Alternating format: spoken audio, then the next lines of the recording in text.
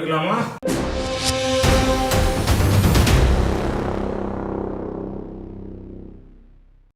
வணக்கம் prime minister. வணக்கம் வணக்கம். எப்படி இருக்கீங்க? நல்லா இருக்கேன். பிரதமர் வேஷ்டியில ஜம்முன்னு இருக்கிறீங்க. எனக்கு ஒரே தர்ம சங்கடமா இருக்கு. நான் வெள்ளக்கார மாதிரி கோட்டு சூட்ல இருக்கிறேன், நீங்க தமிழ் வேஷ்டியில இருக்கிறீங்க. முதல்ல இதை நீங்க நோட்டீஸ் பண்ணத நான் பாராட்டுறேன். Prime minister, you have exhibited a great penchant. முந்தைய பிரதமர்களை எல்லாம் விட தமிழ் கலாச்சாரத்தின் மேல ஒரு ஆழமான ஈடுபாட்டை நீங்க வெளிப்படுத்துறீங்க. தமிழ்நாட்டுக்கு பல முறை வந்திருக்கிறீங்க. இந்த வருஷம் கூட நிறைய வந்திருக்கிறீங்க. என்னுடைய கேள்வி, உங்களுடைய முதல் தமிழ்நாட்டு பயணம் உங்களுக்கு ஞாபகம் இருக்கா? Do you remember your first ever visit to Tamil Nadu? वैसे करीब 5 दशक से मेरा கிட்டத்தட்ட 50 வருஷமா தமிழ்நாட்டுக்கு வந்துட்டு போயிட்டு தாங்க இருக்கேன். நாடெங்கும் சுத்தணுங்கிற ஒரு ஆர்வத்துல எல்லா பக்கமும் சுத்தினப்ப தமிழ்நாட்டுக்கும் அடிக்கடி வந்திருக்கேன். அது தவிர கட்சியில பல பொறுப்புகள்ல இருக்கும்போது நான் கன்னியாகுமரி, இன்னும் பல்வேறு தமிழ்நாட்டு பகுதிகளுக்கு வந்திருக்கேன். குறிப்பா சொல்லணும்னா விவேகானந்தர் பாறையில அந்த ராக் மெமோரியல் கட்டுமானம் நடக்கும்போது நாங்க வந்திருக்கேன். 1970 அப்புறம் இந்த 1975ல இந்திரா காந்தி அம்மா எமர்ஜென்சி கொண்டு வந்தாங்கல்ல, के दरमियान में அப்ப கொஞ்சம் நான் தலைமறைவா அண்டர் கிரவுண்ட்ல இருந்து வேலை செய்ய வேண்டி இருந்த காலம். जाता था तो तमिलनाडु சில கோஆர்டினேஷன் வேலைக்காக அப்ப நான் பல ஊர்களுக்கு போக வேண்டிய தேவை இருந்தது. அப்ப நான் தமிழ்நாட்டுக்கும் வந்திருக்கேன். तय किया था हमारे कुछ लोग எமர்ஜென்சி முடிஞ்சதுக்கு அப்புறம் पूरे देश में அந்த நேரத்துல மக்களுடைய எதிர்ப்புகள், மக்கள் நடத்திய போராட்டங்கள், இது எல்லாத்தையும் தொகுத்து ஒரு கம்பைலேஷன் செய்யணும்னு நாங்க ஒரு முடிவு எடுத்திருந்தோம். இதுக்காக நாடு பூரா பயணம் செஞ்சு இதுல சம்பந்தப்பட்ட தலைவர்களை எல்லாம் சந்திக்கணும்னு நினைச்சேன். स्टेट हेडक्वार्टर्स पे அந்த வேலைக்காக में जाता था, பல நாட்கள் நான் தமிழ்நாட்டுல தங்கி இருந்திருக்கேன். तो उनसे मिलता था. அதுக்கப்புறம் கட்சி வேலைக்காக ரெகுலரா வந்து போறது உண்டு. तो उस काम அப்புறம் के लिए आपने इमरजेंसी ஏக்தா யாத்ரா ரொம்ப ரொம்ப முக்கியமான விஷயம். அது கன்னியாகுமரியில் ஆரம்பிச்சு के लिए ஸ்ரீநகர் வரைக்கும் போனோம்.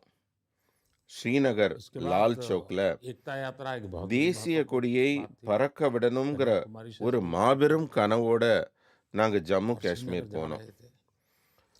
और सपना लेकर के निकले थे क्योंकि उस समय लाल चौक में तिरंगा झंडा को जलाया जाता था श्रीनगर में. இந்த யாத்திரை நோக்கம் 2019 ஆர்டிகல் 370 நீக்கத்தோட முழுமை பெற்றுச்சு இல்லையா? पूरी तरह ஆமா, ஸ்ரீநகர் லால் சௌக்ல தேசிய கொடியை பறக்க விடணுங்கிற ஒரு மிகப்பெரிய கனவோட நாங்க ஸ்ரீநகர் போயிருந்தோம்.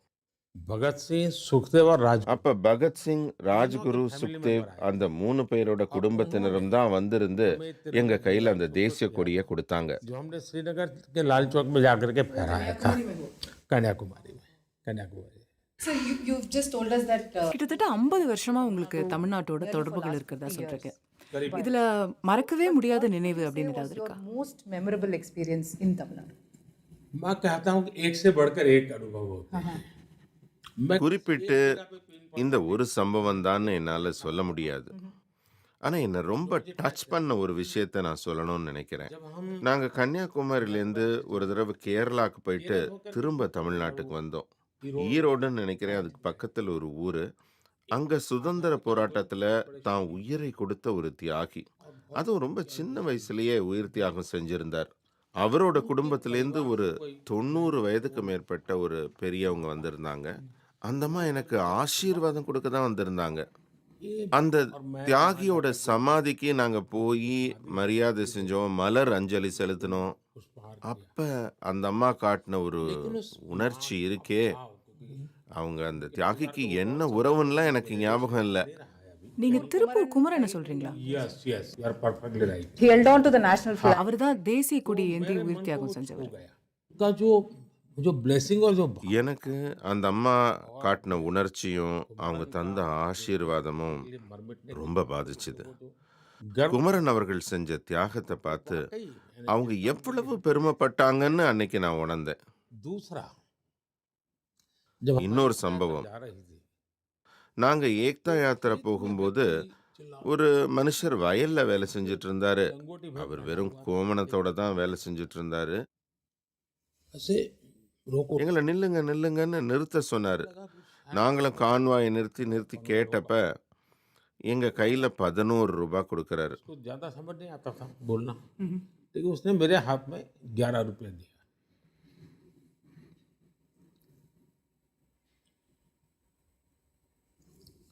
और நாங்க என்ன வேலையா போறோம், இது ஆன்மீக பயணமா அப்படின்லாம் அவருக்கு ஒண்ணுமே தெரியல. उस बेचारे को मालूम नहीं நாங்க காஷ்மீர் தான் போறோங்கிறது மட்டும்தான் அவருக்கு தெரியும்.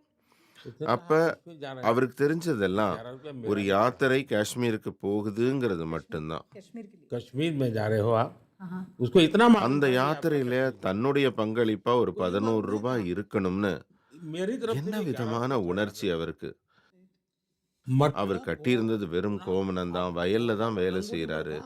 गरीब किसान के இப்படி எமோஷனலான பல விஷயங்கள் நிறைய இருக்கு. तो ऐसी சொல்லிக்கிட்டே emotional போகலாம். घटनाएं बहुत होती हैं जो कभी भूल नहीं सकते। So, but சார் உங்களுக்கு தமிழ்நாட்டுல ரொம்ப பிடிச்ச விஷயம்னா எதை சொல்லுவீங்க? மொழியா, கலாச்சாரமா, இல்ல சாப்பாடா? खाना ऐसा है, हम जब तमिलनाडु कहते हैं उसको टुकड़ों में नहीं, தமிழ்நாடுங்கிறத அந்த மாதிரி துண்டு துண்டா எல்லாம் நம்ம பிரிச்சு பார்க்க முடியாது. இதை ஒரு ஒட்டுமொத்தமா தான் நம்ம பார்க்கணும். लैंग्वेज से शुरू होना, ஆனா இயல்பா பார்த்தீங்கன்னா எனக்கு தெரிஞ்சு முதல்ல வர்றது மொழி தான். तो मेरे मन में गुस्सा எனக்கு மனசுக்குள்ளார ஒரு கோவமே இருக்கு. गुस्सा इस बात का है அதாவது நம்ம ஒரு மிகப்பெரிய பாரம்பரியத்திற்கு ஒரு அநியாயத்தை செஞ்சிருக்கோங்கிற மாதிரி ஒரு कि கோவம். महान विरासत के साथ अन्याय எங்கேயாவது ஒரு டைனோசரோட முட்டை கிடைக்குதுன்னு வச்சுக்கோங்க, कहीं पर மொத்த நாடே கொண்டாடும். ஆனா तो पूरा देश नाचता அந்த மாதிரி ஒரு பல ஆயிரம் வருஷங்களுக்கு முந்தைய ஒரு மொழி से நம்ம கிட்ட இருக்கு. அத நம்ம வெளி உலகத்துக்கு எடுத்து சொல்றதே இல்ல. वो भी जीवित भी है। It's a living language। कहते नहीं है ஆமா ஆமா, இந்த விஷயம் என் மனசுல ஒரு வலியாவே இருக்கு. அதனாலதான் ஐக்கிய நாடுகள் சபைக்கு போனப்ப நான் அங்க தமிழ்ல பேசணும்னு முயற்சி பண்ணேன். जैसे एक दो एक உலகத்திலேயே ஒரு பழமையான மொழி இதுதான்னு நான் எல்லா நாடுகளுக்கும் சொல்லணும்னு நினைச்சேன். लेकिन मैं मन இது में உலகத்துக்கு தெரியணும் இல்லையா?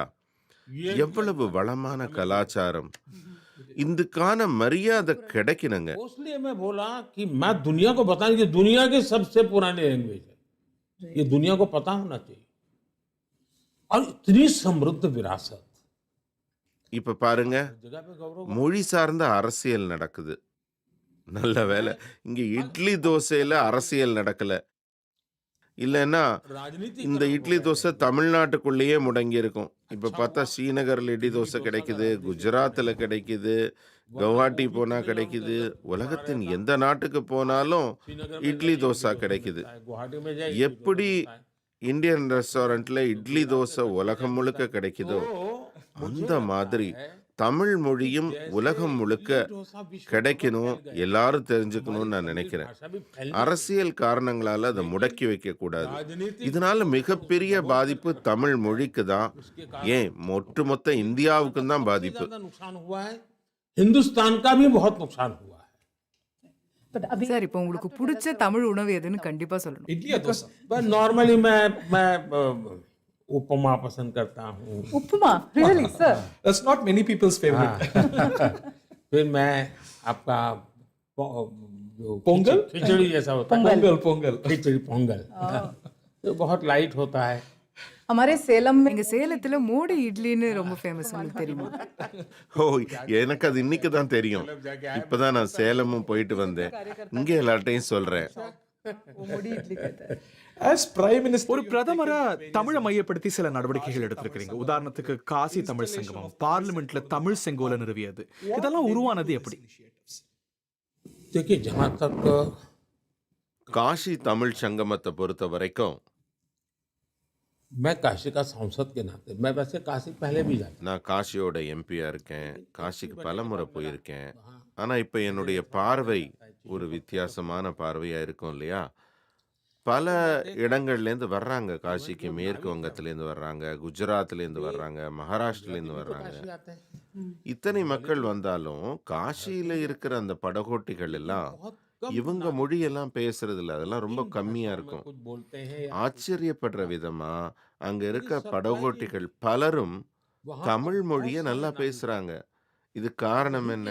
वहीं के लोग हैं। தமிழ்நாட்டிலிருந்து தான் மிக அதிகமான அளவு மக்கள் காசிக்கு मैक्सिमम யாத்திரை यात्री வர்றாங்க. तमिलनाडु से आते हैं அந்த அளவு அங்க ஒரு और उसके தொடர்பு कारण उनको இருக்குது. सहज बातचीत तमिल उनको இதே மாதிரி பாத்தீங்கன்னா நம்ம பாரதியாரின் குடும்பம் இன்னும் அங்கதான் இருக்காங்க. और இதனால தான் हमारे நான் பனாரஸ் இந்து भारत பல்கலைக்கழகத்துல பாரதியார் பேர்ல ஒரு இருக்கை ஏற்படுத்தினேன். परिवारजन आज அதன் பிறகுதான் காசி தமிழ் சங்கமம் फिर मैंने நடத்த बनारस வேண்டும் यूनिवर्सिटी அப்படின்னு என் மனசுக்குள்ள ஒரு எண்ணம் भारती தோன்றுச்சு. जी के नाम से இந்த நிகழ்ச்சியின் மூலமா தான் காசியில் வாழும் மக்கள் தமிழரின் பண்பாட்டை கொஞ்சமாவது தெரிஞ்சுக்கணும், தமிழ்நாட்டின் உணவு வகைகளை பத்தி எல்லாம் அவங்க தெரிஞ்சுக்கணும், இங்க இருக்கிற கலை, இலக்கியம், நடனம் இது பத்தி எல்லாம் ஒருத்தருக்கு ஒருத்தர் அறிமுகமாகணும்னு நினைச்சேன். அதுக்கான நிகழ்ச்சிகள் நடத்தப்பட்டது. சொன்னா நீங்க ஆச்சரியப்படுவீங்க. தமிழ்நாட்டின் இலக்கிய புத்தகங்கள் இந்த நிகழ்ச்சியில தான் மிக அதிகமான அளவுல விற்பனையாச்சு. இது நாட்டின் ஒற்றுமையை வலுப்படுத்தும் மிகப்பெரிய சக்தின்னு நான் உணர்ந்துக்கிட்டேன். ताकत महसूस होती देश की एकता के लिए। செங்கோல் பத்தி பேசும்போது सवाल பலருக்கு இது பத்திய முக்கியத்துவமே தெரியல. நம்ம நாட்டின் சுதந்திரத்தின் முதல் நொடி, முதல் கணம் இந்த செங்கோலோட தொடர்புடையது.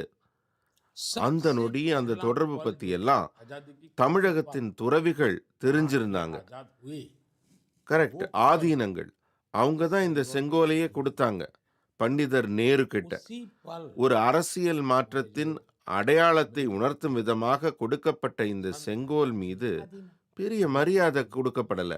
அதை கொண்டு போய் அலகாபாத் மியூசியத்துல தூக்கி போட்டாங்க. அது கீழே நேருவின் வாக்கிங் ஸ்டிக்னு வேற எழுதி வச்சுட்டாங்க. राजदंड எவ்வளவு புனிதமான விஷயத்த கைத்தடின்னு நினைச்சிட்டாங்க. उनके साथ श्रद्धा இதெல்லாம் என் கவனத்துக்கு வந்தப்ப நான் அதை மியூசியத்திலேருந்து திரும்ப எடுத்துட்டு வந்தேன். தமிழகத்தின் ஆதீனங்கள் கிட்ட இது பத்தி எல்லாம் கேட்டேன். இதை உருவாக்கிய பொற்கொல்லர் கிட்ட கூட பேசினேன். பல ஆய்வுக்கு பிறகு பின்னர் நான் ஒரு முடிவெடுத்தேன் மனசளவுல. அதாவது பாரத சுதந்திரத்தின் முதல் கணத்தின் அடையாள சின்னத்தை புதிய பாராளுமன்றம் உருவாக்கும் போது அதுல நிறுவனம்னு நான் முடிவு செஞ்சேன். அப்ப கூட அதை ஒரு செங்கோலை ஒரு மூலையில தூக்கி வச்சிருவோங்கிற நிலை வரக்கூடாதுங்கிறதுக்காக ஒரு புதிய சபை மரபையை உருவாக்கணும். அதாவது குடியரசுத் தலைவர் பாராளுமன்றம் வர்றப்ப அந்த செங்கோல் அவருக்கு முன்னாடியே அவரை வழி நடத்திட்டே போகும். அதன் பிறகு அதை நிலைநிறுத்திய பிறகுதான் அவர் தன்னுடைய உரையவே தொடங்குவார். இப்படி ஒரு புதிய சபை மரபை உருவாக்கி சுதந்திரத்தின் முதல் கணம் நம்ம நினைவில் எப்பவும் இருக்கணும்.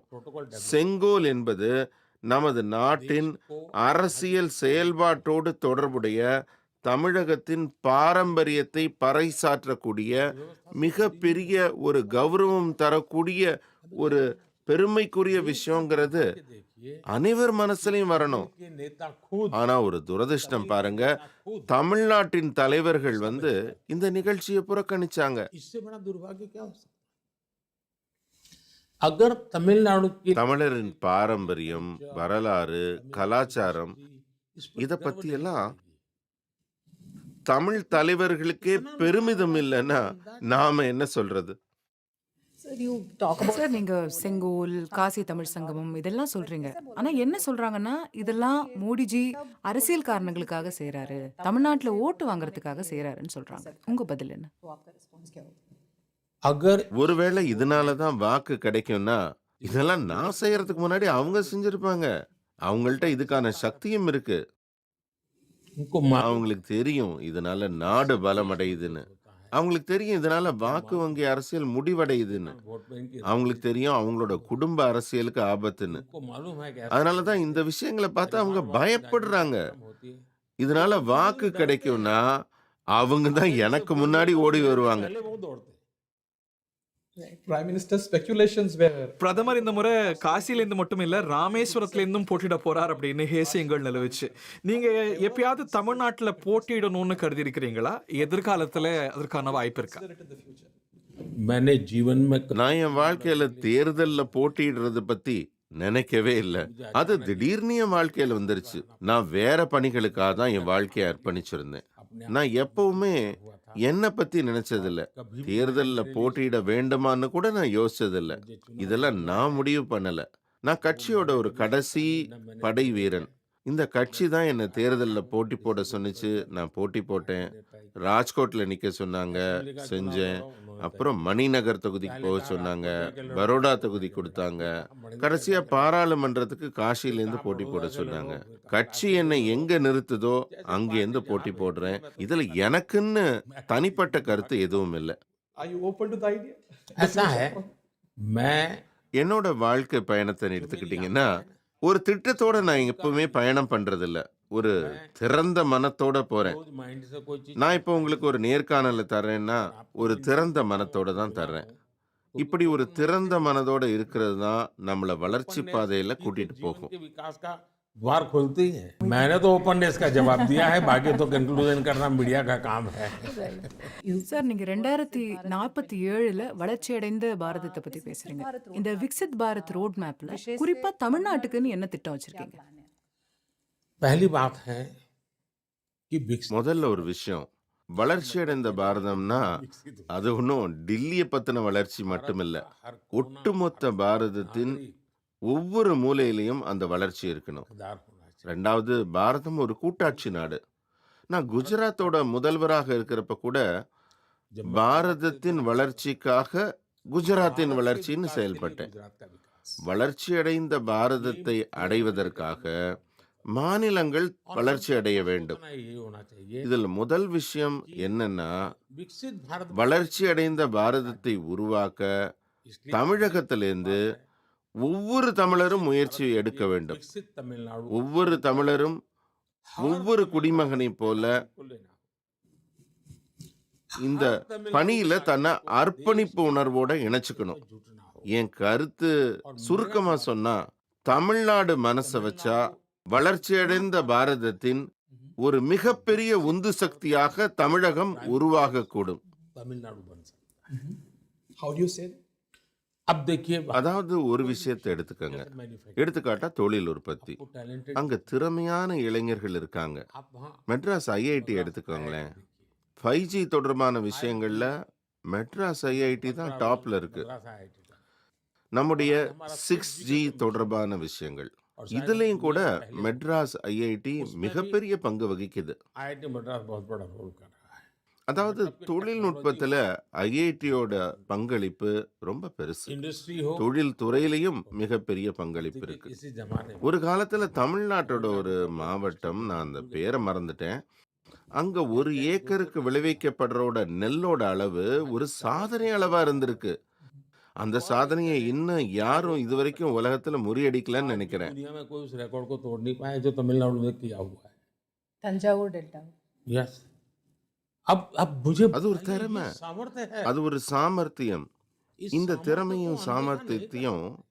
மறக்கவே विकसित முடியாது. भारत बनाना है ஒரு வளர்ச்சி அடைந்த பாரதம் உருவாகணும்னா जिनकी இது शक्ति से போன்ற विकसित சக்திகளால தான் அது भारत। उस நடைமுறைக்கு शक्ति को வரும். ज्यादा सामर्थ्य ஒரு वाला உதாரணத்துக்கு बनाना। தேசத்தின் பாதுகாப்புக்காக ஒரு காரிடர் देश की உருவாக்குறோம். ताकत उसके साथ जोड़ அது பாரதத்தை சுயசார்பா இருக்க देना। வைக்கும். कॉरिडोर बना रहे हैं। அந்த பாதுகாப்பு தளவாட உற்பத்தியில பாரதம் தன்னிறைவு அடைய வேண்டும் என்றால் அது இந்த மாதிரி ஒரு காரிடர், ஒரு பாதுகாப்பு முனையத்தால தான் செய்யப்பட முடியும். 19 you inaugurated it. Right. यानी मेरे मन में साफ है. Prime Minister, despite your best efforts on the Prime Minister, நீங்க எவ்வளவு கடுமையா முயற்சி செஞ்சாலும் தமிழ்நாடு அரசியல் ரீதியா உங்களுக்கு ஒரு பெரிய சவாலா இருக்கு. அந்த நிலைமை இந்த தேர்தல்ல மாறும்னு நினைக்கிறீங்களா? In this coming election. ये सवाल ज्यादातर मीडिया के लोगों के मन में இந்த கேள்வி तो माफ உங்க ஊடகத்தில் இருக்க எல்லாரும் ஏன் கேக்குறீங்கன்னு எனக்கு தெரியல. மன்னிச்சுக்கோங்க, நான் உங்களையும் சேர்த்து தான் சொல்றேன். दुर्भाग्य உங்க சேனல் மூலமாவே சொல்றேன், தப்பா எடுத்துக்காதீங்க. कि हम किसी भी நான் அரசியல்ல இருக்கேன். के हैं அப்படின்னா நான் செய்யற எல்லா வேலையும் सवाल அரசியலுக்காக மட்டும்தான் செய்வேனா, வாக்கு வாங்குறதுக்காக மட்டும்தான் செய்வேனா, ஆட்சியில் இருக்கிறதுக்காக மட்டும்தான் செய்வேனா, राजनीति के लिए ही करूंगा, இந்த எண்ணம் குறைஞ்சபட்சம் எனக்கு பொருந்தாது. सत्ता पाने के लिए ही करूंगा. நான் நாட்டுக்காக தான் வேலை செய்றேன். सोच தமிழ்நாடு என் நாட்டின் மிகப்பெரிய சக்தி. मैं देश के लिए ஆட்சியை யாருக்கு கொடுக்குறீங்க तमिलनाडु मेरे அது देश பத்தி எல்லாம் நான் யோசிக்கவே இல்லை. सत्ता किसको ஓட்டுக்காக தான் நான் வேலை செய்யணும்னா இந்தியாவின் வடகிழக்கு மாநிலங்கள்ல எல்லாம் இவ்வளவு தடவை நான் போயிருக்க மாட்டேன். कोई काम नहीं. இதுவரை இந்தியாவில் இருக்க பிரதமர்கள் அத்தனை பேரும் சேர்ந்து எத்தனை முறை வடகிழக்கு மாகாணங்கள் போனாங்களோ அதை விட நான் அதிக தடவை போயிருக்கேன். हिंदुस्तान के जितने இதெல்லாம் நாங்க வாக்குக்காக செஞ்சோம்னா அதை என்னால ஏத்துக்க முடியாது. जितनी बार नॉर्थ ईस्ट தேர்தல், அரசியல், பிஜேபி இந்த எண்ணத்திலேயே என்னுடைய ஒவ்வொரு செயலையும் அளவிடுவது என்பது வளர்ச்சி பணிகளுக்காக மட்டுமே செயல்படும் எனக்கு செய்யப்படுற ஒரு அநியாயமா நான் பார்க்கிறேன். தமிழ்நாட்டு மக்கள் யாருக்கு வாக்கு போடுறாங்க அது என் பிரச்சனையே இல்லை. நான் அவங்களோட திறமைகளை பத்தி யோசிக்கிறேன், அவங்க ஆசைகள் பத்தி யோசிக்கிறேன், அவங்களுடைய லட்சியங்கள் பத்தி யோசிக்கிறேன்.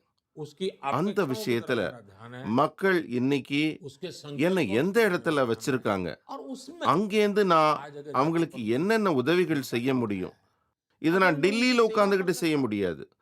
அந்த இடத்துக்கு நேர்ல போகணும். இதுக்காக தான் இந்தியாவின் பல்வேறு மூலைகளுக்கு நான் பயணம் செய்யறேன். தமிழ்நாட்டுக்கும் அடிக்கடி போறேன்.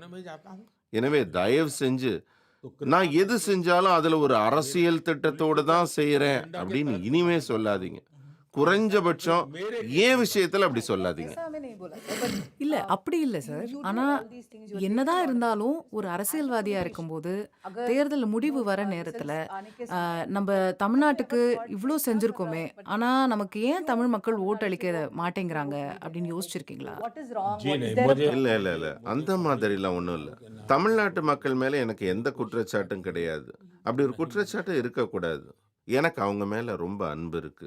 அவங்க மேல நான் பாசமா இருக்கேன். அந்த பண்பாட்டின் மேல ஒரு மயக்கத்தோட இருக்கேன். அந்த அன்பு தான் என்ன அங்க இழுத்துட்டு போகுது.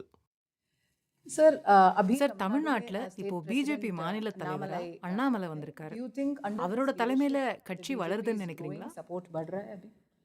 देखिए भारतीय जनसंघ இங்க பாருங்க, आने से பாரதிய ஜன்சங் காலத்திலேருந்து நான் நாடு முழுக்க வேலை செஞ்சுட்டு இருக்கேன். தமிழ்நாட்டிலையும் வேலை செஞ்சிருக்கேன். चुनाव लड़ने के लिए हमारे அப்பெல்லாம் முனிசிபாலிட்டி தேர்தலில் போட்டி போடுறதுக்கு கூட எங்கள்கிட்ட வேட்பாளர்கள்லாம் கிடைச்சதில்ல. அந்த சமயத்திலேருந்து நாங்கள் வேலை செய்கிறோம். எங்களோட கட்சிக்கு ஒரு 4 தலைமுறைகள் கடந்தாச்சு. भारतीय जनता पार्टी या भारतीय जनसंघ की आइडियोलॉजी को लेकर के काम कर रही है। அந்த வழிமுறையில் இப்போ அண்ணாமலை வந்திருக்கார். அவர் மக்களோட கவனத்தை ஈர்க்கிறார். नई नई पीढ़ी குறிப்பா இளைஞர்களை ரொம்ப ஈர்க்கிறார். ஒரு நல்ல வேலையை வேண்டான்னு உதறிட்டு கட்சி பணிக்காக வந்திருக்கார். ஒரு நல்ல ஜாதி பின்னணியும் அவருக்கு இருக்கு. इंसान आया நல்ல உழைப்பாளர், நல்ல பேச்சாளர், சிறு வயசு, சம்பாதிக்கணும்னு தான் அவருக்கு ஒரு எண்ணம் இருந்தா அவர் இந்நேரம் திமுகவுக்கு போயிருப்பார், இல்லாட்டி அதிமுகவுக்கு போயிருப்பார். ஆனாலும் அவர் பாஜகல சேரணுங்கிற பாதையை தேர்ந்தெடுக்கிறார் என்றால் भारतीय जनता நாட்டு நலனை கையில் எடுத்திருக்கிறார்னு அர்த்தம். को व्यक्तिगत एम्बिशन से ज्यादा அந்த விஷயத்துல தமிழ்நாடு பின்தங்கி விடக்கூடாதுங்கிற அடிப்படையில தான் அண்ணாமலை பணியாற்றுகிறார். रह जाए उस भूमिका से अन्नामलाई आज काम कर रहे हैं। In this election you have managed இந்த தேர்தல்ல தமிழ்நாட்டுல ஒரு கூட்டணியை உருவாக்கி இருக்கிறீங்க. ஏடிஎம்கே கூட இந்த கூட்டணியில தொடரலான்னு எதிர்பார்க்கப்பட்டது. ஏடிஎம்கே என்டிஏல இடம் பெறாதது உங்களுக்கு வருத்தமா? AIADMK is not part of the NDA today. मुझे लगता है कि இந்த விஷயத்தை நம்ம வேற மாதிரி பார்க்கணும்னு நான் நினைக்கிறேன். 1995ல नहीं था ஜெயலலிதா அம்மாவோட எனக்கு தொடர்பு இருந்தது.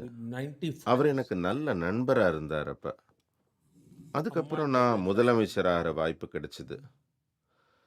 2002 தேர்தலுக்கு பிறகு दोनों का பாஜக ஆட்சியில் மேல குற்றம்லாம் சொன்னாங்க. मैं मुख्यमंत्री அந்த சமயத்துல ஜெயலலிதா அம்மா குஜராத் வந்தாங்க. நான் பதவியேற்கும் நிகழ்ச்சி கூட வந்தாங்க. चुनाव के बाद எத்தனையோ விமர்சனங்கள் என் மேல வைக்கப்பட்ட போதும் அவர் அதெல்லாம் பொருட்படுத்தவில்லை. என்னோடது அப்படி ஒரு நல்ல தொடர்பு. कोई कितनी आलोचना करे उन्होंने எனக்கு வருத்தம் யாருக்காவது இருக்குன்னு கேட்டிங்கன்னா அது அஇஅதிமுக கட்சிக்காரங்களுக்கு தான் அந்த வருத்தம் இருக்கணும். अगर किसी को எங்களுக்கு வருத்தம் ஏற்படுறதுக்கான எந்த காரணமும் இல்லை. DMK के लोग ஜெயலலிதா அவர்களின் கனவுகளை சிதைக்கிற பாவம் செய்யறவங்க गंवाना அப்படிங்கிற है तो उनको வருத்தம் गंवाना है। அதிமுக காரங்களுக்கு தான் வரணும். जयललिता जी के பாஜகவுக்கு स्वभाव को चोट எந்த पहुंचाने का வருத்தமும் पाप जो ஏற்பட करना है, ஒரு காரணமும் இல்லை. उनको रिग्रेट होना चाहिए। भारतीय जनता पार्टी को रिग्रेट होने का कोई कारण ही नहीं है। Sir, There are prominently two sir தமிழ்நாட்டுல பொதுவா 2 வகையான வாக்காளர்கள் இருக்காங்க. ஒண்ணு திமுக ஆதரவு, இல்ல திமுக எதிர்ப்பு. இப்ப நான் ஒரு ஆன்டி டிஎம்கே ஓட்டர்னு வச்சுக்கோங்க. இந்த முறை ஏன் அதிமுகவுக்கு போடாம நான் பிஜேபிக்கு ஓட்டு போடணும்? BJP. देखिए भारतीय जनता पार्टी பாருங்க, இந்த முறை பாஜகவும் என்டிஏ கூட்டணியும் ரொம்பவே வலுவா இருக்கு. और समाज के சமூகத்துல पॉकेट्स में பல்வேறு சமூகங்களை இணைக்கிற संगठन है பல்வேறு பொருளாதார சமூக குழுக்களை எல்லாம் के உள்ளடக்குறது இந்த கூட்டணி. दलों का இது கிட்டத்தட்ட ஒரு மலர்ச்செண்டு போல இருக்கு. एक ऐसा இதுக்குள்ள இருக்கிற ஒவ்வொருத்தரும் ஒரு மலரை போல இருக்கிறாங்க. इतना बढ़िया இத விரும்புறவங்க கூட தன்னுடைய மலர் உள்ள இருக்குன்னு அதை நேசிக்கிறாங்க. இதுதான் எங்க பலம். தேசிய ஜனநாயக கூட்டணி மற்றும் பாஜகவுக்கு தர்ற ஒவ்வொரு வாக்கும் सबसे बड़ा எதிர்ப்பு வாக்கு இல்லைங்க, நேர்மறையான வாக்கு.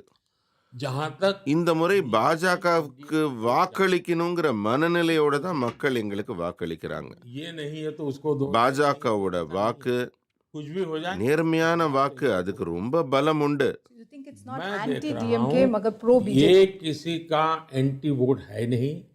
बीजेपी एनडीए को पॉजिटिव वोट मिल रहा है. Okay. और எங்களோட 10 ஆண்டு கால ஆட்சியில இளைஞர்களின் ஆசைகளை பூர்த்தி செய்யற வகையில நாங்க பணி செஞ்சிருக்கோம். மகளிருக்காக எங்க செயல்பாடுகள் இருந்திருக்கு. விவசாயிகளுக்காக நாங்க கடுமையா உழைச்சிருக்கோம். ஏழைகள் நலத்திட்டங்கள் அடித்தட்டு மக்கள் வரைக்கும் கிடைக்கணும்னு உழைச்சிருக்கோம்.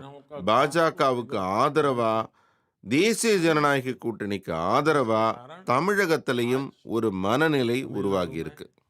प्रो बीजेपी प्रो एनडीए लोगों का मूड बना है. Prime Minister, let's talk about an event that continues to have its reverberations till today. Ramar கோவில் பிராண பிரதிஷ்டையை பத்தி பேசுவோம். கோயிலுக்குள்ள நீங்க முதல்ல நுழைஞ்ச போது, பாலராமருக்கு முதல் ஆர்த்தி காட்டிய போது உங்க மனசுல ஓடிய விஷயங்கள் என்ன? என் மனசுக்கு ரொம்ப நெருக்கமான உணர்ச்சி பூர்வமான கேள்வியை நீங்க கேட்டிருக்கீங்க. அயோத்தியா ஆலயத்தோட நிர்வாகிகள் என்ன வந்து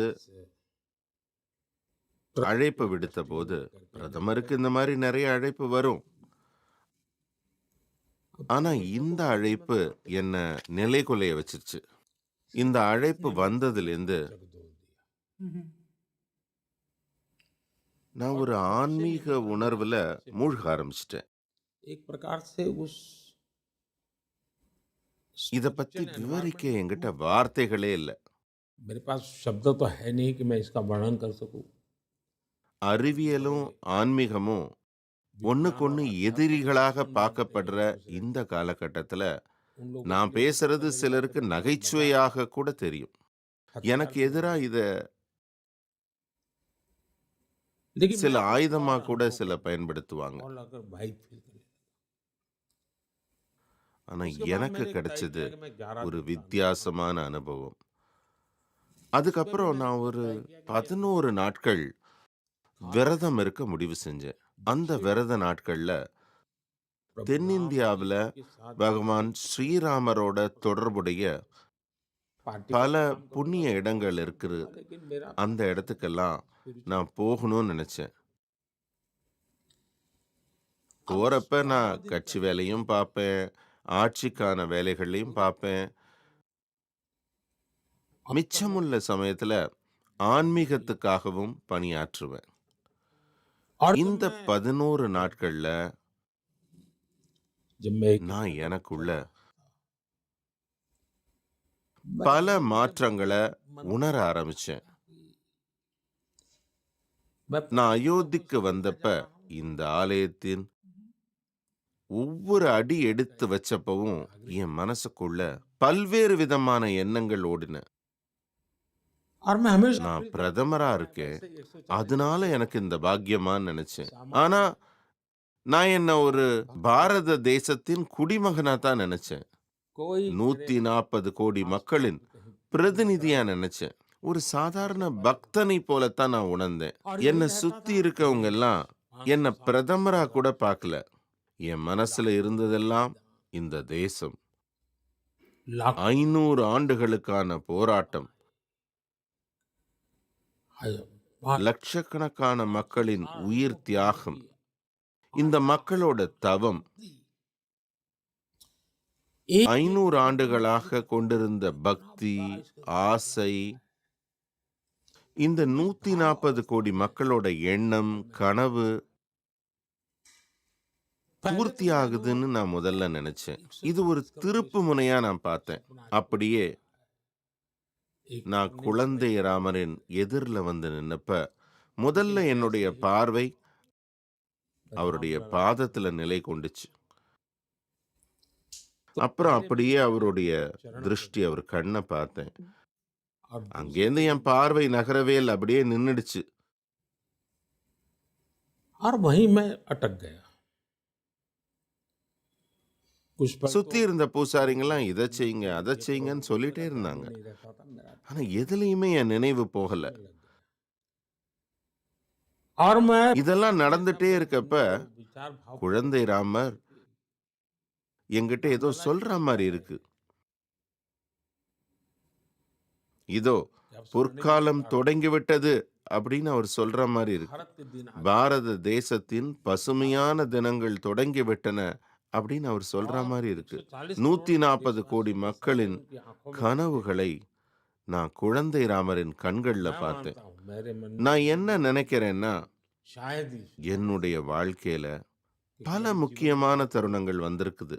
हवा रहे हैं. ஆனா அந்த வினாடி, लेकिन वो पल அந்த தருணம், तो आरती वगैरह जो அதுக்கப்புறம் நான் தீபாராதனைகள்லாம் செஞ்சேன். देखिए ये जो मैं व्यक्ति ஆனா அந்த தருணத்தை மட்டும் என்னால வார்த்தைகளால வர்ணிக்கவே முடியாது.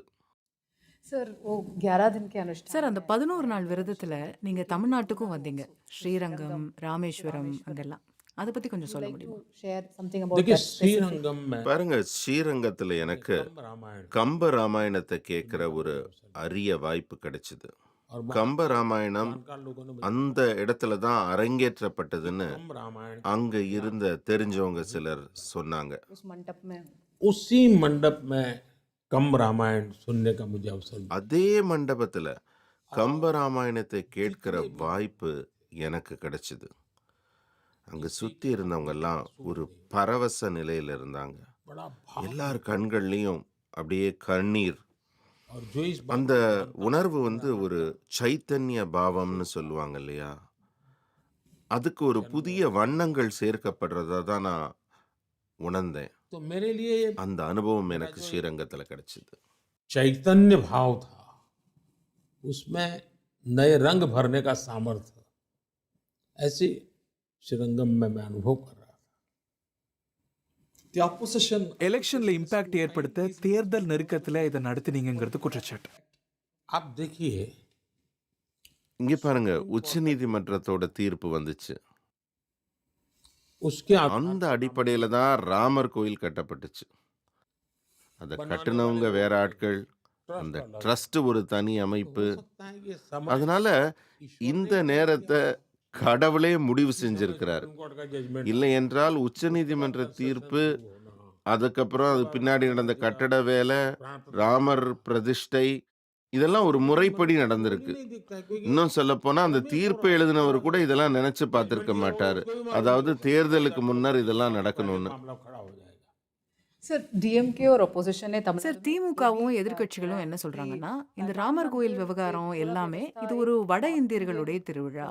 அங்கதான் இதற்கான தாக்கம் இருக்கும். தமிழ்நாட்டுல எல்லாம் இதோட தாக்கம் இருக்காது அப்படின்னு சொல்றாங்க.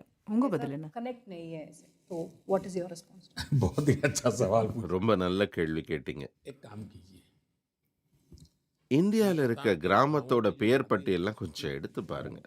இந்த நாட்டில் ராமர் பெயரோட தொடர்புடைய கிராமங்கள் நிறைய இருக்குது. राम से जुड़े எடுத்துக்காட்டா ராமநாதபுரம். जैसे रामनाथपुरम. இந்த நாடு முழுவதும் இருக்கிற पूरे देश में இடங்களோட பெயர் பட்டியல் பார்த்தீங்கன்னா ராமர் பெயர்ல அதிகமான ஊர்கள் இருக்கிறது நம்ம தமிழ்நாட்டில் தான்.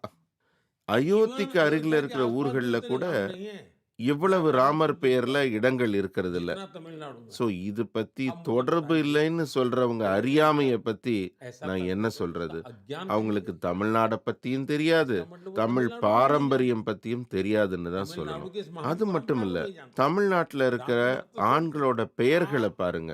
ராமர் பெயர் இருக்கிற பெயர்கள் தான் உங்களுக்கு அதிகமா கிடைக்கும். Let me ask about matter that touched a lot of people. Prime Minister, பலர் நெகிழ்ச்சியா பார்த்த ஒரு விஷயத்தை பத்தி கேட்கணும்னு நினைக்கிறேன்.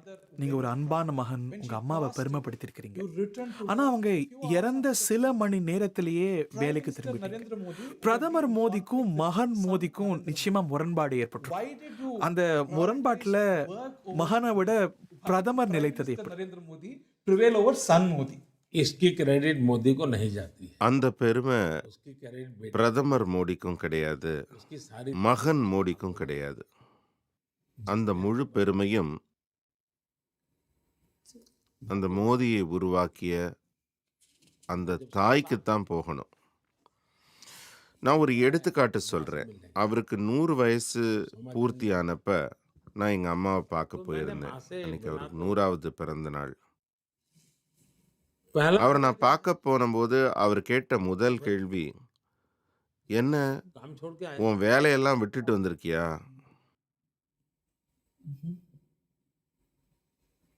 कब எப்ப வந்த?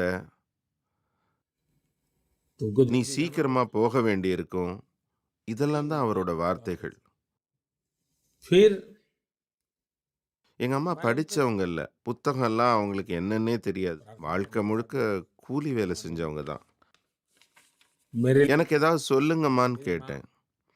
சிலருக்கு கேட்டா சிரிப்பு கூட வரலாம். அவர் சொன்னாரு, कुछ உன் வேலையை செய் சுய புத்தியோடு, और जीवन வாழ்க்கையை வாழு ஆத்ம சுத்தியோடு.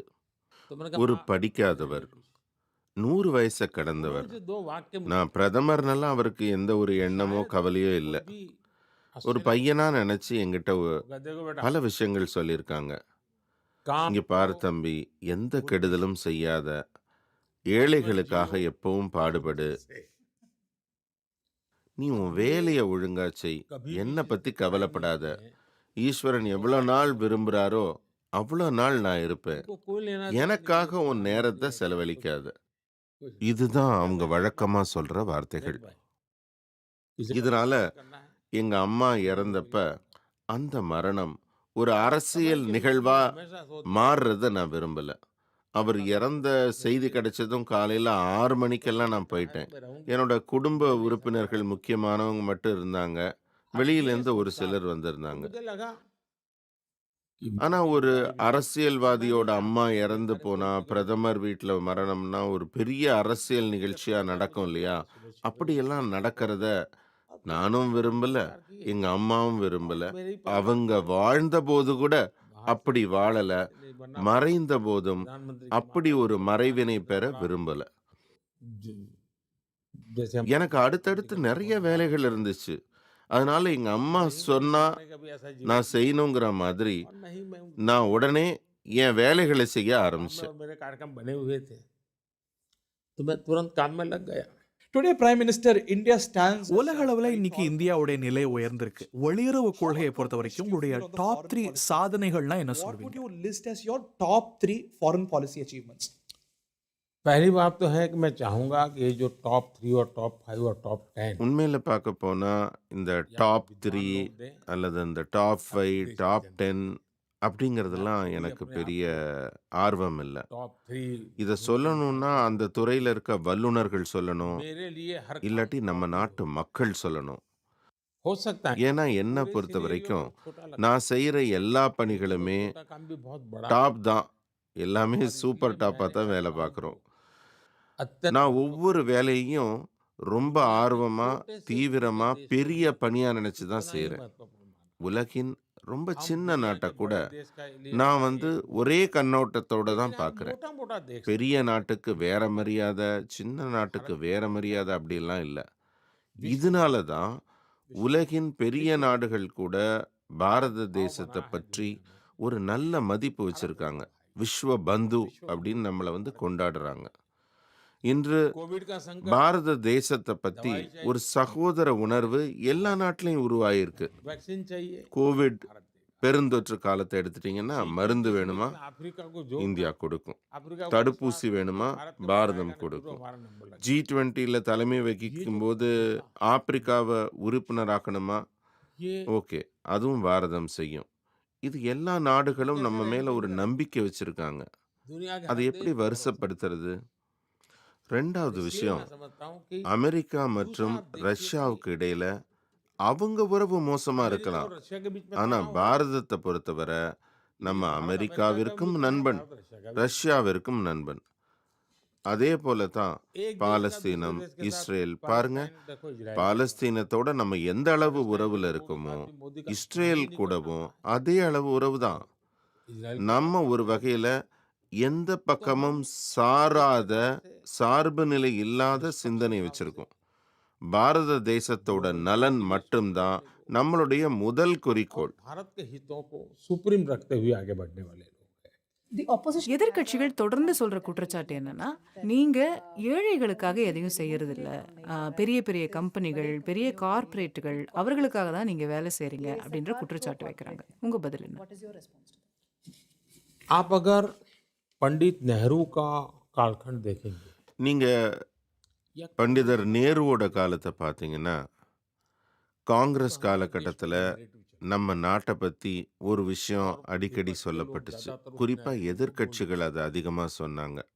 இடதுசாரிகள், சமாஜ்வாடிகள் கண்மூடித்தனமாக இதை திருப்பி திருப்பி சொன்னாங்க. அது என்னன்னா, டாடா பிர்லாவோட அரசு அப்படின்னு காங்கிரஸ் குற்றம் சாட்டினாங்க. बिरला की सरकार नहीं चलेगी। பாராளுமன்றத்தில் கூட இந்த டாடா பிர்லாவின் ஆட்சியை நடத்த விட மாட்டோம் அப்படின்னு கூக்குரல்லாம் போடுவாங்க. इनका ஆகவே bankruptcy இப்படி ஒரு நோய் நீண்ட காலமா இருக்கு. இது அவங்களுடைய சிந்தனையில இருக்கிற ஒரு வறட்சியா நான் நினைக்கிறேன். जीने की उनका இடதுசாரி சிந்தனையோடு வாழுகிற ஒரு முயற்சி. वो गालियां देने लगी। காங்கிரஸ் கட்சி कांग्रेस இதுக்கு முன்னாடி இந்த மாதிரி வசவெல்லாம் வாங்கிட்டு இருந்தது. இப்ப இந்த மாதிரி வசவெல்லாம் சொல்ல தொடங்கி இருக்காங்க. அப்ப நீங்க பாருங்க காங்கிரஸ் கட்சி எங்கேருந்து எங்க வந்திருக்குன்னு. இந்த குற்றச்சாட்டுகளுக்கெல்லாம் பதில் ரெண்டு விதமா சொல்லலாம். ஒன்னு தர்க்க ரீதியா சொல்லலாம், இல்லாட்டி கொள்கை ரீதியாக சொல்லலாம். लेकिन मैं नहीं देना चाहता। நான் இந்த குற்றச்சாட்டை அப்படியே ஒதுக்க விட நினைக்கல. और ஆனா கொள்கை ரீதியா, தத்துவ ரீதியா இதுக்கு நான் ஒரு பதில் சொல்லணும்னு நினைக்கிறேன். सरकार किसकी है? இந்த நாட்டு इस देश மக்கள் 80 மக்களுக்கான அரசு நடக்கும்போது कोविड से आज இந்த நாட்டில் 80 கோடி மக்களுக்கு दिया கோவிட் சமயத்தில் இப்போ வரைக்கும் இலவசமா ரேஷன் உணவுப் பொருள் கிடைக்குது. कॉर्पोरेट लोग இது நாட்டின் பணக்காரர்களுக்கா அல்லது கார்ப்பரேட்டுகளுக்கா ऐसी யாருக்கு கிடைக்குது? जिसका बैंक में நாட்டின் 50 விழுக்காடு மக்களுக்கு मोदी வங்கியில கணக்கே கிடையாது. चाहिए மோடி அவர்களுக்கு வங்கி கணக்கு தொடங்கியிருக்கார். या अमीरों के बैंक இது என்ன, கார்ப்பரேட்டுகளுக்கான வங்கி கணக்கா இல்லாட்டி பணக்காரர்களுக்கான வங்கி கணக்கா? இந்த நாட்டில் 2.5 கோடி மக்கள் வீட்டில் மின்சாரமே இல்லாம இருக்காங்க. அவங்க மண்ணெண்ணெய் விளக்கை எரிச்சு தங்க வாழ்க்கையை நடத்துறாங்க. 2014 வரை இதுதான் நிலைமை. मोदी ने उन மோடி அவங்க வாழ்க்கையில बिजली இப்ப விளக்கேத்துறதுக்கு மின்சாரம் தந்திருக்கார். கொஞ்சம் நெஞ்சம் இல்ல, 2.5 கோடி வீடுகளுக்கு. मेरे देश की இது என்ன கார்ப்பரேட்டுகளின் வீடுகளுக்கா இல்லாட்டி பணக்காரர்களின் வீடுகளுக்கா? पीड़ा अनुभव என்னுடைய தாய்மார்கள், या என்னுடைய சகோதரிகள் सूर्योदय से पहले கழிப்பறவை இல்லாம அவதிப்படுறாங்க. लोटा लेकर அவங்க காலையில் எழுந்தோட தண்ணீர் குவளையோட காடுகளுக்கு இன்னும் சூரியன் உதிக்கிறதுக்கு முன்னாடியே போக வேண்டியிருந்தது. पीड़ा रहती है, शरीर அவங்க மனசுல இதனால ஒரு வலி, ஒரு துன்பம். नहीं पाती थी। அவங்க உடல்ல எத்தனையோ துன்பம். उधर मोदी மாலையில வரைக்கும் போக முடியாது. और 11 करोड़ से இதெல்லாம் நம்ம புரிஞ்சுக்கிட்டோம். அதனால 11 கோடிக்கும் அதிகமான கழிப்பறைகள் இப்ப கட்டியிருக்கோம்.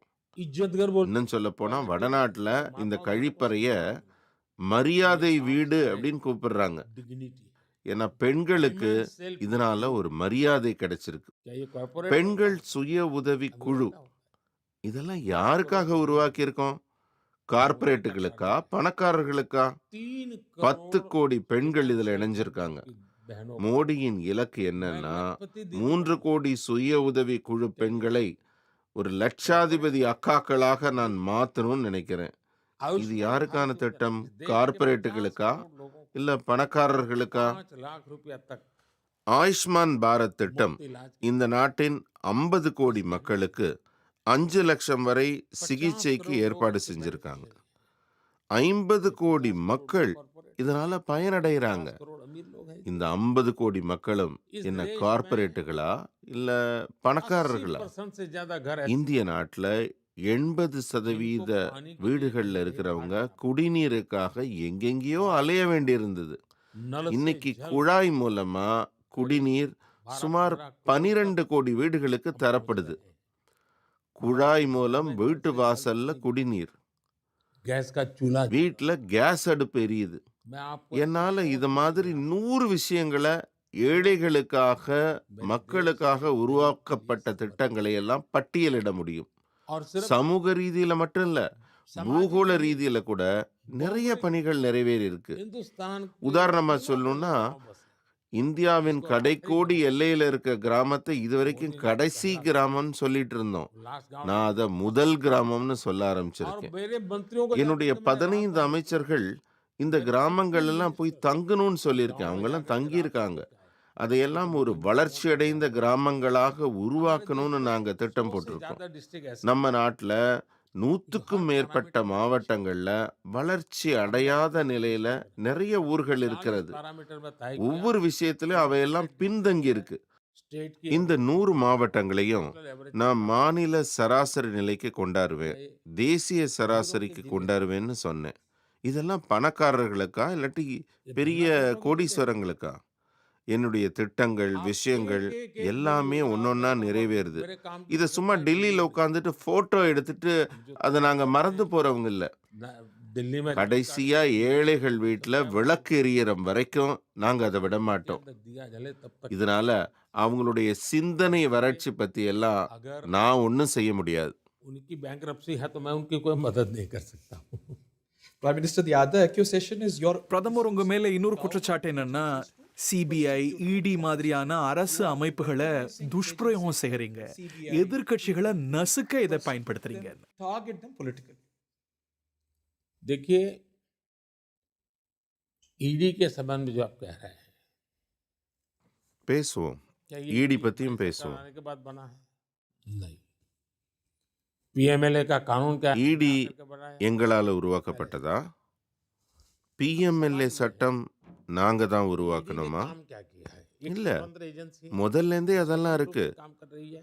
இப்ப கேள்வி ना उसे என்னன்னா, हम रोकते हैं, ईडी ना எப்படி उसे வேலை செய்யுது? அது ஒரு சுதந்திரமான அமைப்பு. स्वतंत्र रूप से काम करना होगा அது और சுதந்திரமாக कोर्ट के तराजू में பணியாற்றுது. उसको सही निकलना होगा। அதை நாங்க தடுக்கிறதும் இல்ல, யார் மேல हमारा அனுப்புறதும் मतलब இல்ல. हम आना ही देना नहीं चाहते। நீதிமன்றங்களோட தராசுகள் தான் அதோட செயல்பாட்டை மதிப்பிட முடியும். करीब 7,000 केस எங்களுக்கு நேரடியா ஈடியோட எந்த தொடர்பும் இல்ல. उसमें இப்ப से கூட politician ஈடி से கிட்ட जुड़े हुए சுமார் केस 7000 வழக்குகள் இருக்கு. அதுல அரசியல்வாதிகளோட தொடர்புடைய வழக்குகள் 3%க்கும் கொஞ்சம் கம்மியா தான் இருக்கும். उसमें politician ரெண்டாவதா, से जुड़े only 3% से भी कम। இந்த 10 ஆண்டுகள்ல அவர்கள் பிடிச்ச பணம் जब उनका समय था, 35 லட்சம் மட்டுமே. उनके यहाँ ரெண்டாவதா, 10 साल में முன்னர் இருந்த காங்கிரஸ் ஆட்சியில பாத்தீங்கன்னா இதே ஈடி செயல்பட்டுச்சு. हम लोगों ने जो कैश पकड़ा அப்ப वो करीब அவங்க 2200 பிடிச்ச करोड़ है, மொத்த பணம் 2200। வெறும் 35 லட்சம் மட்டுமே. मतलब ஆனா நாங்க பிடிச்சிருக்கும் பணம் एजेंसी 2200 கோடி. नहीं हो रहे। இதன் பொருள் என்ன? सारी चीजें पकड़ी जाती இந்த அமைப்பின் ரெய்டுகள் வெளியில யாருக்கும் தெரியாது. पकड़े जा रहे हैं। இதனாலதான் இந்த பணம் பிடிபடுது, पैसे रखे हुए मिल रहे हैं। மூட்டை மூட்டையா घरों में பிடிபடுது. जो पाइप होती है, लगता है पाइप पानी की है, तोड़ते பணத்தை எங்கெல்லாம் பதுக்கி வச்சிருக்காங்க? வாஷிங் மிஷின்ல வச்சிருக்காங்க, வீட்டுக்கு தண்ணி போற பைப்புகள்ல கூட கத்த கத்தையா நோட்டுகள் வச்சிருக்காங்க. ஒரு காங்கிரஸின் எம்பி வீட்ல இருந்து 300 கோடி ரூபாய் கிடைக்குது. வங்காளத்துல மந்திரியின் வீட்ல இருந்து பண மூட்டைகள் எடுக்கப்பட்டிருக்கு. இதையெல்லாம் நாட்டு மக்கள் சகிச்சுக்க தயாரா இருக்காங்களா? நான் அப்படி நினைக்கல. நாட்டு மக்கள் இப்படிப்பட்ட நோய் நீங்கணும்னு நினைக்கிறாங்க. இது கள்ள வழியில வந்த பணம். வங்காளத்துல ஏறத்தாழ 3000 கோடி ரூபாய் முடக்கி வச்சிருக்கோம். இதெல்லாம் யாரோட பணம்? சிலர்கிட்ட டிரைவர் வேலை வாங்கி தரேன், சிலர்கிட்ட டீச்சர் வேலை வாங்கி தரேன்னு சொல்லி எல்லாம் பணம் வாங்குறாங்க. அப்படி வாங்கின பணம் தான் இது. நான் சில சட்ட வழிமுறைகள் எல்லாம் கேட்டுட்டு இருக்கேன். कि क्या யார் யாரெல்லாம் பணம் கொடுத்தாங்களோ அவங்களுக்கு இந்த பணத்தை எல்லாம் திருப்பி தர முடியுமான்னு நான் முயற்சி செய்யறேன். वैसे हमने இதுவரைக்கும் நாங்க பிடிச்ச பணத்துல पकड़े 17,000 கோடி ரூபாய் 1000 करोड़ रुपए திருப்பி கொடுத்துட்டோம். Already. ऑलरेडी யாருக்கு தொடர்பு இருக்கோ, பணம் எங்கிருந்து வந்துச்சோ, இந்த தேடல்ல முடிவு கிடைச்சதும் அவங்க பணத்தை அவங்களுக்கு திருப்பி கொடுத்துடுறோம். மக்கள் அதை பாராட்டுறாங்க. அவங்க எங்களை குறி வைக்கிறாங்க, ஆனா பிஜேபி காரங்களை தொடர்றது இல்லையேன்னு கேக்குறாங்க. ऐसा है जिस भी पॉलिटिशियन का केस होगा चलेगा. யாரா இருந்தாலும் ஈடியை பொறுத்த வரைக்கும் ஒரே நடைமுறை தான். நீங்க ஒற்றை உதாரணம் காட்ட முடியுமா நாங்க இந்த வழக்கை மூடி இருக்கோம் அப்படின்னு சொல்லி? எல்லாருக்குமே ஒரு விஷயம் தெளிவா புரிஞ்சுக்கணும். ஈடி தானா முன் வந்து எந்த வழக்கம் போட முடியாது. நாட்டில் இருக்க பல்வேறு துறைகள் வழக்கு பதிஞ்சிருந்தாங்கன்னா அதன் பின்னர் தான் அந்த வழக்குகள் மீது ஈடி நடவடிக்கை எடுக்க முடியும். இவங்கெல்லாம் யாருங்க? பிஎம்எல்ஏ சட்டம் என்ன நேத்து தான் வந்துச்சா? 150க்கு மேற்பட்ட நீதிமன்ற வழக்குகள் பிஎம்எல்ஏ சட்டத்தை முடக்கிறதுக்காக போடப்பட்டிருக்கு. ஒரு அதிகாரியோட போஸ்டிங்கை நிறுத்துறதுக்காக ஒரு வழக்கு, இன்னொருத்தரை போடணுங்கிறதுக்காக வழக்கு, எல்லாமே உச்ச நீதிமன்றத்தில் நிலுவையில் இருக்கு. சுருக்கமா சொல்ல போனா ஈடி வேலை செய்யக்கூடாதுங்கிறதுக்காக நீதிமன்றத்தையே ஒரு ஆயுதமாக பயன்படுத்துறாங்க. ஏன்னா அவங்களுக்கு தெரியும் ஊழலுக்கு எதிரான மோடியின் நடவடிக்கை நிக்காதுன்னு. அதனாலதான் அவங்க நீதிமன்றத்தின் மூலம் இந்த ஈடியின் செயல்பாட்டை தடுத்து நிறுத்திடலான்னு பாக்குறாங்க. ஏன்னா அப்பத்தானே அவங்க ஊழல் எல்லாம் வெளியில தெரியாது. Prime Minister, you keep talking about நீங்க பிரச்சாரத்துல காங்கிரஸ் மாதிரி எதிர்க்கட்சிகள் மேல ஊழல் குற்றச்சாட்டுகளை திருப்பியும் சுமத்துறீங்க. இதெல்லாம் நடந்து பல வருஷங்கள் ஆகுது. மக்கள் கிட்ட இன்னைக்கு இது தாக்கத்தை ஏற்படுத்தணும்னு நினைக்கிறீங்களா? with the Indian masses. देखिए हिंदुस्तान का सामान्य नागरिक समझने लगा है. நம்ம நாட்டு மக்கள் என்ன நினைக்கிறாங்கன்னு நம்ம முதல்ல நினைச்சு பார்க்கணும். இந்த மாதிரி எல்லாம் ஊழல் முன்னாடியே தடுக்கப்பட்டிருந்தா நம்ம நாடு எவ்வளவு பெரிய வளர்ச்சி அடைஞ்சிருக்கும். क्या मतलब ஆகவே இந்த ஊழல் அப்ப நடந்துச்சு, அது பத்தி இப்ப பேசுறதுனால என்ன பயன் அப்படின்னு எல்லாம் ஒருத்தரும் நினைக்க மாட்டாங்க. பெரிய துரதிர்ஷ்டம் என்னன்னா இதெல்லாம் பொருட்படுத்த தேவையில்லைன்னு ஒரு எண்ணத்தை உருவாக்க நினைக்கிறாங்க பாருங்க. ஊழல் வழக்குல சிக்கி சிறைக்கு போனவங்களை எல்லாம் ஒரு தலைவர் போல அமர வச்சு ஊர்வலம் நடத்துறாங்க.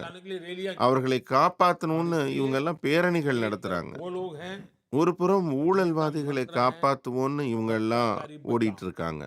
இன்னொரு பக்கம் மோடி நாங்க ஊழலை ஒழிப்போம் அப்படின்னு போராடிட்டு இருக்கோம். दूसरा आपने देखा உங்களுக்கு நல்லா தெரிஞ்சிருக்கும், ईडी ने ஈடி ரெய்டு நடத்தினதுனால போதை பொருள் விக்கிறவங்க எல்லாம் இப்ப ஜெயிலுக்கு போயிருக்காங்க. जेलों में गए. இன்னும் சொல்ல போனா தமிழ்நாட்டுக்கு முன்னாடி இப்படி ஒரு போதை பொருள்ங்கிற ஒரு பெரிய துன்பம் வந்திருக்கு. ड्रग्स के खिलाफ ஈடி போதை பொருள் விக்கிறவங்களுக்கு எதிராக நடவடிக்கை எடுக்குது. எனக்கு சொல்லுங்க, நம்முடைய குழந்தைகள் எல்லாம் போதை பொருள்லேருந்து காப்பாற்ற வேணுமா வேண்டாமா? हमारे बच्चों பெரும் பணம் சம்பாதிக்க போதை பொருள் விற்கப்படுது. और அந்த சட்டவிரோத பண பரிமாற்றத்தை எல்லாம் ஈடி தடுக்குதுன்னா काम करती है இவங்களுக்கு என்ன வயிற்று வலி? हो रहा है जी. Sir, I சார் நான் அந்த தேர்தல் பத்திரங்கள் பத்தியும் உங்ககிட்ட கேட்கணும்னு நினைக்கிறேன். சமீபத்துல அது பற்றி வெளிவந்திருக்கக்கூடிய அந்த முழு விவரங்கள் உங்க கட்சிக்கு ஒரு பின்னடைவை ஏற்படுத்தியிருக்கா? मुझे बताइए ऐसा क्या किया है कि जिसके कारण मुझे सेटबैक हो. கொஞ்சம் சொல்லுங்கம்மா, நான் என்ன செஞ்சுட்டேன்? எதனால எனக்கு கெட்ட பேர் ஏற்பட்டிருக்கு? எதுக்காக இத பத்தி எல்லாரும் இப்படி சந்தோஷப்பட்டு ஆடுறாங்க? இவங்க எல்லாம் துன்பம் தான் பட போறாங்க. நான் இந்த புத்திசாலிகள்கிட்ட கேட்கிறேன், 2014க்கு முன்னாடி எத்தனை தேர்தல் நடந்திருக்கு? அத்தனை தேர்தல்களையும் எவ்வளவு செலவாகி இருக்கும்? எந்த நிறுவனமாவது அந்த பணம் எங்கேருந்து வந்துச்சு, யாருக்கு கொடுக்கப்பட்டதுன்னு சொல்ல முடியுமா? இப்ப மோடியை தேர்தல் பத்திரத்தை எல்லாம் உருவாக்கிட்டாரு. அதனால உங்களுக்கு அதை தேட முடியுது. பணம் யார் கொடுத்தது, யார் வாங்கினா, எப்ப கொடுத்தது, எல்லா விவரமும் கிடைக்குது. அதனால இன்றைக்கு தேர்தல் பத்திரங்கள்ல சில குறைபாடுகள் இருக்கு. எல்லா விஷயமும் முழுமையா இருக்காது. அதெல்லாம் அந்த குறையை தீர்த்துட்டா இதுலயும் சில நன்மைகள் கிடைக்கும். Prime Minister, moving to elections, your party பல கருத்து கணிப்புகள் படி நீங்க இன்னைக்கு வெற்றி முகத்துல இருக்கிறீங்க. இது உங்க பலத்தாலையா எதிர்க்கட்சிகளுடைய பலவீனத்தாலையா? because of your own strength or the opposition weakness? Bharat के 4 प्रमुख இங்க பாருங்க, நம்ம நாட்டுல 4 விதமான பிரிவுகள் இருக்கு. இந்த நாட்டின் ஏழைகள், இளைஞர்கள், பெண்கள், விவசாயிகள். இந்த 4 பிரிவுகள் தான் ரொம்ப முக்கியமானது. 4 மிகப்பெரிய சாதிகளாக இவங்க தான் இருக்காங்க. கடந்த 10 ஆண்டுகள்ல இவங்களோட ஆசைகள் பல நிறைவேறியிருக்கு. அவங்க என்ன நினைக்கிறாங்கன்னா, இந்த 4 பிரிவுகளோட எண்ணங்கள், ஆசைகள், வருங்கால திட்டங்கள்லாம் தொடர்ந்து நிறைவேற வேண்டும் என்றால், பாஜக, என்டிஏ கூட்டணி மீண்டும் ஆட்சிக்கு வரணும். ஒரு நிலைத்தன்மை தொடரும் போதுதான் இந்த திட்டங்கள்லாம் தொடர்ந்து நடக்கும்னு அவங்க நினைக்கிறாங்க. மோடிக்கு வலிமை கிடைக்கணும், அப்பதான் இந்த பணிகள் பல மடங்கு வேகமா நடக்கும்னு அவங்க நம்புறாங்க. இதனால நாடு முழுவதும் ஒரு நேர்மறையான ஒரு சூழல் தான் நிலவுது. வளர்ச்சியடைந்த பாரதம் அந்த இலக்கோட இணைஞ்சிருக்கு. और उसको वो पूरा करना चाहता है। Sir, you சார், நீங்க இந்தியாவோட மிக வெற்றிகரமான அரசியல்வாதின்னு ஈஸியா சொல்லலாம். 4 முறை குஜராத்ல ஜெயிச்சிருக்கீங்க, இப்போ 3வது முறை பிரதமருக்கு நிக்கிறீங்க. As the most successful politician in the country, Congress கட்சிக்கு ஏதாவது அட்வைஸ் சொல்லுங்களேன். ऐसा है कि एक तो मैं மற்றவங்களுக்கு அறிவுரை சொல்ற அளவுக்கு நான் ஒன்றும் தீஸ்மார்கான் இல்லை. स्मारका नहीं मानता हूँ। அதாவது தமிழ்ல சொல்றதுன்னா ஒரே அடியில 30 பேரை வீழ்த்துற ஒரு பெரிய வீரன் இல்லை. அரசியல்ல ஒரு மாணவன் அப்படிங்கிற முறையில நான் புரிஞ்சுக்கிட்டது என்னன்னா, காங்கிரஸ்ல பல மூத்த தலைவர்கள் இன்னும் இருக்காங்க. सीनियर लोग அவங்கெல்லாம் ரொம்ப அனுபவம் வாய்ந்தவங்க. காங்கிரஸின் அடிப்படை கொள்கை பற்றி நல்லா தெரிஞ்சவங்க. आचार विचार இந்த காங்கிரஸ்காரங்களை எல்லாம் மூலையில உட்காத்தி வச்சிருக்கோம். இப்ப இருக்கிற காங்கிரஸ்காரங்க उन्हीं के ऐसे அவங்க சொல்றதெல்லாம் கேட்டா போதும், காங்கிரஸுக்கு தன்னால நல்லது நடக்கும். उनको सुनना அவங்களுக்கு ஏன் அறிவுரை எல்லாம் தேவையில்லை. समझना शुरू कर दें। அவங்க கட்சிக்குள்ளேயே பல அறிவாளிகள் இருக்கிறார்கள், நல்லவங்க எல்லாம் இருக்காங்க. அவங்க சொன்னதை கேட்டா போதும், காங்கிரஸுக்கு நல்லது நடக்கும். वे अगर उनको थोड़ा पूछ लिया जाए ना, तो भी कांग्रेस का भला हो जाए। Prime Minister, your பிரதமர், நீங்க எதிர்க்கட்சிகள் வாரிசு அரசியல் செய்யறாங்க அப்படிங்கிற குற்றச்சாட்டை வைக்கிறீங்க. you talk about the dynastic politics of the இது மக்கள்கிட்ட எடுபடுமா? ஏன்னா வாரிசு அரசியல் அப்படிங்கிறது இந்தியால மட்டுமில்ல, தெற்காசியா முழுக்க காலாகாலமா இருந்து வருது. இது மக்கள்கிட்ட எடுபடும் நினைக்கிறீங்களா? South Asia for a long time. Do people take this charge seriously at all? पहली बात है कि हमारे देश में एक முதல்ல ஒரு விஷயம் என்னன்னா, காங்கிரஸ் காலத்துல ஒரு வழக்கம் இருந்தது. और अभी दुनिया में இந்தியால ஏதாவது நடந்தா உடனே அது உலகம் பூரா அப்படிதான் நடக்குதுன்னு சொல்லுவாங்க. इतना बड़ा लोग இது சரியில்லை. பாரதம் எவ்வளவு பெரிய ஜனநாயக நாடு, இங்க எவ்வளவு பெரிய மக்கள் தொகை, हर एक के अपने எத்தனை வேற்றுமைகள் இருக்கு நமக்குள்ளார. परिवार इसको संभाल ஆனா இவங்க எல்லாருக்கும் ஒரு ஆசை என்னன்னா, ஒரு 4-5 குடும்பம் மட்டும் चाहिए। ஒன்று சேர்ந்து இது எல்லாத்தையும் சமாளிக்க முடியும்னு. ரெண்டாவது விஷயம் என்னன்னா, நம்ம நாட்டுல ஒரு பெரிய பிரம்ம இருக்கு. एक बहुत बड़ा भ्रम ஒரே குடும்பத்திலிருந்து ஒன்றுக்கு மேற்பட்டவர்கள் அரசியலுக்கு வந்தா நான் அதை எதிர்க்கிறேன்னு. இது தப்பு. कभी அந்த மாதிரி நான் எப்பவும் சொன்னதே இல்லை. किसी இன்னும் சொல்ல போனா நிறைய பேர் அரசியலுக்கு வரணும்னு தான் நான் சொல்லிட்டு இருக்கேன். அது ஒரே குடும்பத்திலேருந்து வந்தா அது தவறு என்று எந்த நேரத்திலையும் சொல்லல. அதை நான் வாரிசு அரசியல்னு குறிப்பிட்டதில்லை. ஆனால் कभी नहीं कहा। ஒரு அரசியல் கட்சியையே ஒரு குடும்பம் நடத்துது என்றால், அந்த கட்சியின் அனைத்து முடிவுகளையும் அந்த குடும்பம் மட்டும் எடுக்கிறது என்றால், அந்த கட்சியின் அடுத்த தலைமுறை தான் அதோட பொறுப்புக்கு வருது என்றால், அதைத்தான் நான் குடும்ப ஆட்சி, வாரிசு ஆட்சின்னு சொல்றேன். ஏன்னா அங்க ஜனநாயகமே இல்லை. அந்த கட்சியை சேர்ந்த எத்தனை அறிவாளிகள், புத்திசாலிகள், திறமை உள்ளவர்கள் இருந்தாலும் அவங்களெல்லாம் மேல வர முடியாது. समर्पित அது ஒரு ஜனநாயகமே இல்லை, ஆன்டி டெமோக்ராட்டிக். ये लोकतंत्र के लिए ये உலகத்துல எங்கோ ஒரு மூலையில அந்த மாதிரிலாம் நடக்கலாம். ஆனா நம்ம நாட்டுல அந்த மாதிரி நடக்காது, நடக்க விட மாட்டோம். இந்த நாட்டின் முடிவுகள் பாரதத்தின் இளைஞர்களால், கிராமங்களால், விவசாயிகளால தான் எடுக்கப்படும். இது குடும்ப அரசியல்ல சாத்தியமில்லை. परिवारवादी के अंदर नहीं मिलता है। Sir, தமிழ்நாடு முதலமைச்சர் ஸ்டாலின் அவர்களுக்கும் திமுகவுக்கும் நீங்க ஏதாவது சொல்ல விரும்புறீங்களா? आपका क्या संदेश है? मैं नहीं मानता हूँ அவங்களுக்கு என்னோட செய்தி எதுவும் தேவையில்லை. देश की जरूरत है, वहाँ की தமிழக மக்களே அவங்களுக்கு ஒரு கடுமையான செய்தி சொல்ல தயாரா இருக்காங்க. मेरे संदेश की जरूरत नहीं है।